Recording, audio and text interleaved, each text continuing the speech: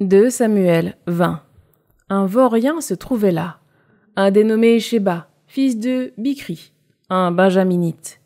Il se mit à sonner du cor et déclara: Pour nous, aucune part avec David, pas d'héritage avec le fils de Jessé, chacun à ses tentes, Israël.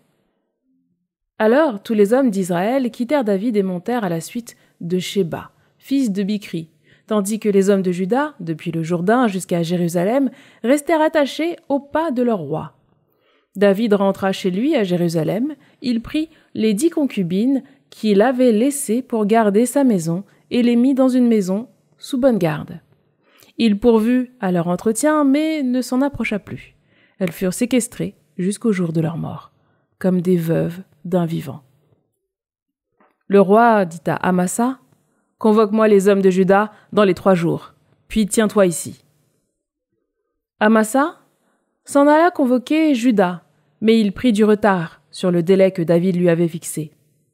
David dit à Abishai: « Maintenant, c'est Sheba, fils de Bichri, qui va être pour nous pire qu'Absalom.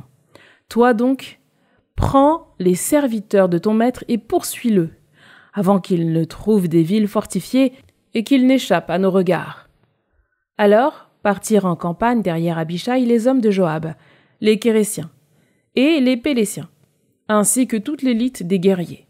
Ils sortirent de Jérusalem à la poursuite de Sheba, fils de Bichri. Il se trouvait près de la grande pierre qui est à Gabaon.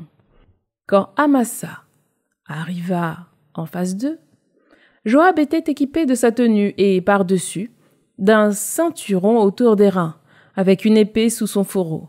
Elle tomba tandis qu'il s'avançait. Joab dit à Amasa: « Vas-tu bien, mon frère ?» Et de sa main droite, il saisit Amasa par la barbe pour l'embrasser. Mais Amasa n'avait pas fait attention à l'épée que Joab avait reprise en main. Celui-ci l'en frappa au ventre et ses entrailles se répandirent à terre.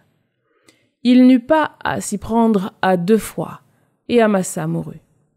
Joab et son frère Abishai repartirent à la poursuite de Sheba, fils de Bichri. L'un des serviteurs de Joab était resté près du corps et disait: « Quiconque est en faveur de Joab, quiconque est pour David, qu'il suive Joab. » Cependant, Amasa avait roulé dans son sang, au beau milieu de la route, et l'homme s'aperçut que tout le peuple s'arrêtait là.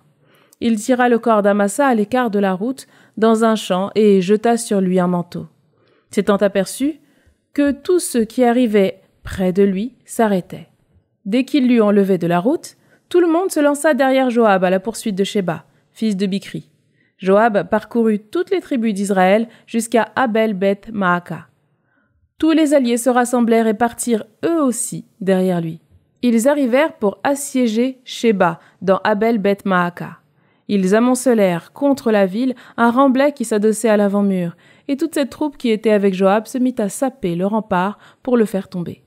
Mais une femme avisée s'écria depuis la ville: « Écoutez, écoutez donc, veuillez dire à Joab: approche-toi jusqu'ici, je veux te parler. » Joab s'approcha d'elle, et la femme lui demanda: « Est-ce bien toi, Joab ? » ?»« C'est moi, » répondit-il. Elle lui dit: « Écoute les paroles de ta servante. » Il répondit: « J'écoute. » Elle poursuivit: « Jadis on disait: interroge Abel, l'affaire sera close. Moi je suis en Israël des plus pacifiques et des plus sûrs, et toi tu cherches à faire périr cette ville qui est une mer en Israël. Pourquoi veux-tu engloutir l'héritage du Seigneur ? » Joab lui répondit: « Quelle horreur pour moi que d'engloutir et de saccager. Il ne s'agit pas de cela, mais il y a un homme de la montagne d'Éphraïm, un dénommé Sheba, fils de Bichri, qui a levé la main contre le roi David. Livrez-le, lui seul, et je m'éloignerai de la ville. » La femme dit à Joab: « Eh bien, sa tête, on va te la jeter par-dessus le rempart. » Cette femme avisée vint faire part à tout le peuple de sa proposition.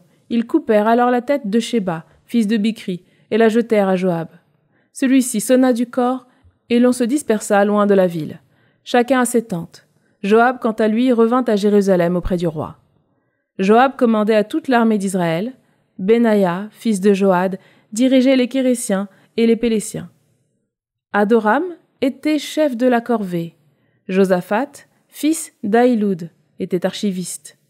Shewa était scribe. Sadok et Abiatar étaient prêtres. Il y avait aussi Ira, descendant de Yaïr, qui était prêtre au service de David.